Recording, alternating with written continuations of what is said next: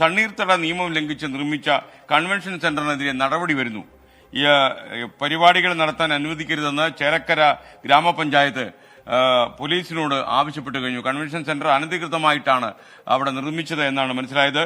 എന്തായാലും ഈ 24 പൊതുജനം കഴുതയല്ല സർ എന്ന പരിപാടിയുടെ ബിഗ് ഇമ്പാക്റ്റ് ആണിത്. തൃശൂരിൽ നിന്ന് സൂരജ് സജി ഈ വാർത്തയുടെ കൂടുതൽ വിവരങ്ങളുമായി നമുക്കൊപ്പം ചേരുകയാണ്. സൂരജ് സജി, ഏത് സാഹചര്യത്തിലാണ് ഇത്തരം ഒരു നിലപാടുമായി നമ്മുടെ ഗ്രാമപഞ്ചായത്ത് മുന്നോട്ട് വന്നത്?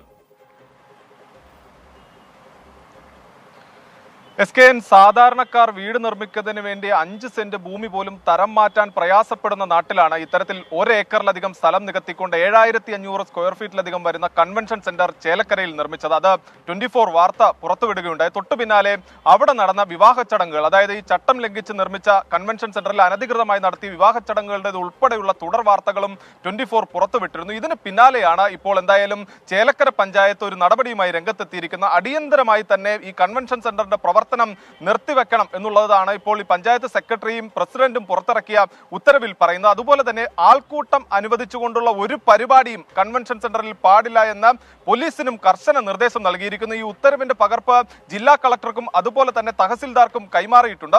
കഴിഞ്ഞ ആഴ്ചയാണ് നമ്മൾ ഈ വാർത്ത പുറത്തുവിടുന്നത്. അതായത് 1 ഏക്കറിലധികം വരുന്ന തണ്ണീർത്തടം നികത്തിക്കൊണ്ടാണ് 7500ലധികം വരുന്ന സ്ക്വയർ ഫീറ്റിലുള്ള ഈ 2 നില കെട്ടിടം അവിടെ പണിതുയർത്തിയത്. പഞ്ചായത്ത് ഓഫീസിൽ നിന്ന് 100 മീറ്റർ പോലും അകലെയല്ലായിരുന്നു ഈ നിർമ്മാണ പ്രവൃത്തി നടന്നത്. പക്ഷേ പഞ്ചായത്ത് പറഞ്ഞത് അത്തരം ഒരു വലിയ നിർമ്മാണ പ്രവൃത്തി തങ്ങളുടെ അറിവിൽ ഒരിക്കൽ പോലും വന്നില്ല എന്ന ഒരു വാദമായിരുന്നു പഞ്ചായത്ത് മുന്നോട്ട് വെച്ചത്. പക്ഷേ ഇത് അംഗീകരിക്കാൻ നമ്മൾ തയ്യാറായില്ല. കൃത്യമായി ഈ വാർത്തയുടെ വസ്തുതകൾ എന്താണ്, ഏതൊക്കെ ചട്ടമാണ് അവിടെ ലംഘിക്കപ്പെട്ടത് എന്നതെല്ലാം നമ്മൾ ഈ വാർത്താ മാധ്യമത്തിലൂടെ നമ്മൾ പുറത്തുവിടുകയുണ്ടായി. കാരണം തണ്ണീർത്തടം ലംഘിച്ചു, അതോടൊപ്പം തന്നെ ഒരു തരത്തിലുള്ള പെർമിറ്റുകൾ വാങ്ങാതെയാണ് ഈ കെട്ടിടം നിർമ്മിച്ചത്. അതോടൊപ്പം തന്നെ പാലിക്കേണ്ട സുരക്ഷാ മാനദണ്ഡങ്ങൾ, അത് ഫയർ ആൻഡ് സേഫ്റ്റിയുടെ സുരക്ഷാ മാനദണ്ഡങ്ങൾ ഒന്നും പാലിക്കാതെ നിർമ്മാണ പ്രവർത്തനങ്ങൾ നടത്തി. അതോടൊപ്പം തന്നെ വിവാഹ ചടങ്ങുകൾ നടത്തി. ഇത്തരത്തിൽ ഇനിയും വിവാഹ ചടങ്ങുകൾ ഉൾപ്പെടെയുള്ളവയ്ക്ക് വേണ്ടി ഈ കൺവെൻഷൻ സെന്റർ വിട്ടുകൊടുത്താൽ അത് വലിയ ദുരന്തങ്ങളിലേക്ക് പോലും വഴിതെളിക്കും എന്ന സൂചന നമ്മൾ കൊടുത്തു. ഇതെല്ലാം മുൻനിർത്തിക്കൊണ്ടാണ് ഇപ്പോൾ എന്തായാലും പഞ്ചായത്ത് വിഷയത്തിൽ ഇടപെട്ടിരിക്കുന്നത്. പോലീസിനും കർശന നിർദ്ദേശം ഇതുമായി ബന്ധപ്പെട്ടുകൊണ്ട് നൽകിയിട്ടുണ്ട്. ഒരു കാരണവശാലും ഈ കൺവെൻഷൻ സെന്ററിൽ ആൾക്കൂട്ടം അനുവദിച്ചുകൊണ്ടുള്ള ഒരു പരിപാടിയും പാടില്ല എന്ന കർശന നിർദ്ദേശമാണ് നൽകിയിരിക്കുന്നത്. എന്തായാലും 24 അഭിമാനിക്കാൻ കഴിയാവുന്ന ഒരു ഇടപെടൽ അത് ഇപ്പോൾ ഈ ചേലക്കരയിലെ അനധികൃത കൺവെൻഷൻ സെന്റർ സംബന്ധിച്ചുണ്ടായിരിക്കുന്നു. SK. Okay, thank you Sooraj Saji. എന്തായാലും അത്തരൊരു നടപടി വേഗത്തിൽ വന്നല്ലോ. നമ്മുടെ ഈ പരിപാടിക്കും അഭിമാനം.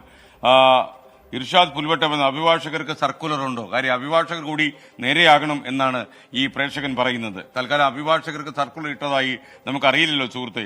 ജോസ്വിൻ ജോസഫ് പറയുന്നത് SKN കൈക്കൂലി വാങ്ങി ജീവിക്കുന്ന പോലീസ് നന്നാകാൻ പോകുന്നില്ല എന്നാണ് അദ്ദേഹത്തിന്റെ അഭിപ്രായം. ആന്റോ മാത്യു പറയുന്നത് പോലീസ് റാങ്ക് ലിസ്റ്റിൽ ഉൾപ്പെട്ട ജോലി കാത്തു നിൽക്കുന്ന 10,000 യുവാക്കൾ അവർക്ക് അർഹതപ്പെട്ട ജോലിക്ക് വേണ്ടി നടത്തുന്ന സമരത്തിന്റെ കാര്യം കൂടി ഈ പരിപാടിയിലൂടെ റിപ്പോർട്ട് ചെയ്യണം എന്നാണ് അദ്ദേഹം പറയുന്നത്. ഹനീഫ പാക്കർനല്ലൂർ പറയുന്നു രാജ്യത്ത് ഏറ്റവും നല്ല 10 പോലീസ് സ്റ്റേഷനുകളിൽ ഒന്ന് എന്റെ നാട്ടിലാണ്, കുറ്റിപ്പുറത്ത്, മലപ്പുറം ജില്ലയിലാണ് എന്ന് അദ്ദേഹം പറയുന്നു. കുറെ നല്ല പോലീസ് സ്റ്റേഷനുകൾ കേരളത്തിലുണ്ട് എന്നത് യാഥാർത്ഥ്യമാണ്. പക്ഷേ ഈ നല്ല പോലീസുകാരെ കൂടി നന്നാകാൻ അനുവദിക്കാത്ത സാഹചര്യമാണ് നമ്മുടെ നാട്ടിൽ പലപ്പോഴും നിലനിൽക്കുന്നത് എന്നത് മറ്റൊരു കാര്യം.